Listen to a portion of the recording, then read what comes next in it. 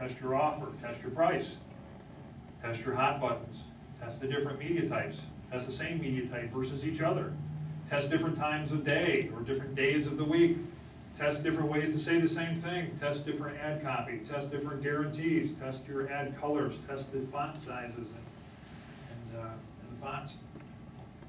So you got to get an idea that you just test and test and test. And obviously some of these are more important than others when we're talking about marketing. Things like headlines, the offers, the body copy. You know, there's certain things you would test first in a marketing piece. But as you get down to further and further levels, the whole object of this is to be, you know, basically maximizing your marketing piece to make sure that it's as effective as it can be. But a couple testing tidbits, things you want to be aware of when you're testing. Obviously, you only want to test one element of your marketing piece at a time.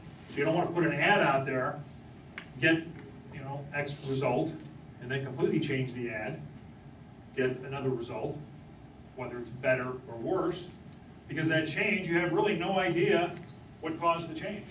The entire ad is different. So was it the headline? Was it the colors that you used? Was it the layout? Was it, you know, did you change media? So it's really critical that when you're testing, you create an ad, change one thing, change the headline, send it out again, and compare results. And then if the results are better, well, ad B now becomes your control ad because that was better than ad A, and you change something else, and ad C goes out. If ad C is not as good as ad B, well, then you're still using ad B as your control ad, and you might change something else. If you change everything, it could have been ad A's headline, but ad B's offer, the two of them together, were really the optimal ad, but if you changed everything, you don't know that. If you change one element at a time, it can become very effective at determining what really is working and what's not. And you think that this is pretty simple, but I'll tell you that the number of people that actually do this in marketing, number one, you see all the garbage marketing pieces that are out there, but people that actually test their stuff is really pretty limited. You know, people have heard about it, it's nothing new, but it doesn't happen a lot.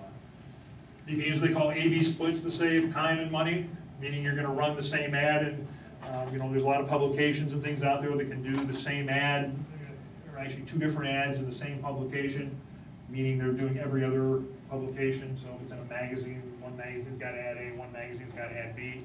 You can do it as, you know, demographically the same type of markets sending out two different ads. So you're testing one ad against another, that they call A/B splits.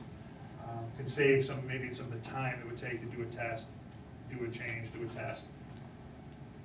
You never want to test big, what small will do. Obviously in our little cartoon there, it was a pretty big test. You know, again, a limited marketing budget, you want to make sure that you're keeping it small and do representative tests of, you know, you want to do a big mailing, you want to do a representative test of that mailing. Keep it small, see what results you get, and then make your changes from there. You never want to do testing with a lot of dollars because in essence, you're kind of guessing at this point until you get some feedback. Keyed response is the key. What we mean by that is something within your ad that's going to get a response or require a response from your target prospect. Something that you can use to then track the results of that.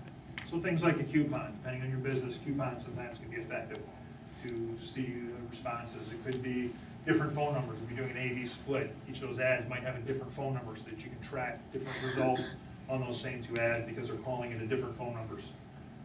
Could be a different code or department. You know, maybe you've got the super sale department, you make up a department, and they ask for that when they come in.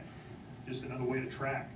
You could have responders ask for a discount. You see this a lot on the radio, and you know, Don Wade and Roma, if you listen to them, and Roma's pitching some, you know, vitamin pills or something, and she always says, well, if you go to the website, type in Roma, and you get a discount. Well, that marketer's tracking the results of that advertising campaign.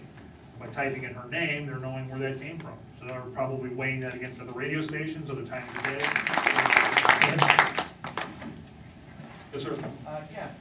I'm interested in you've got the 95% and the 5%, but I think we could also all agree that not all 100% are going to buy.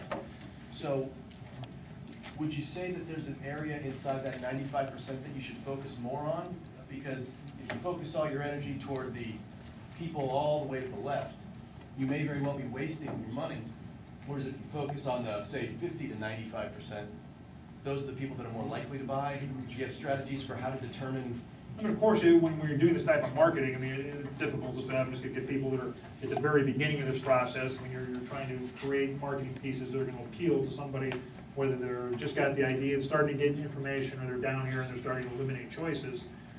But yeah, I would say, you know, probably more toward the middle of that spectrum is where you're really gonna start to develop the relationships. But the object of any of this is, of course, multiple contacts with those people. So if you're picking them up early, and they've somehow responded because they're thinking about a product or service, you know, you're gonna have multiple contacts with them, and you're gonna have multiple opportunities to educate them before they get too far along. So there is some value to picking them up early, because it just gives you more time to actually educate them to why you're the best choice. And with that, One more quick one, just in your experience with the marketing you do at your company, is there a particular sample size you've used to test? You know, if you're sending out to 10,000 people, is there using a percentage, and what are you doing for your test? I mean, typically, tests, we'll use, you know, maybe a couple hundred, is, you know, as long as it's a representative group of where we want to go. I just want to get a feel for what the response might be in that market, so probably there's necessarily right or wrong there. If you're doing, you know, the entire country, then obviously the test sample is going to be bigger than a neighborhood. and Mark will be around the rest of the afternoon. If you have any more questions, please contact him. I do have one quick giveaway now. We're going right into our next speaker, so if you do need to use the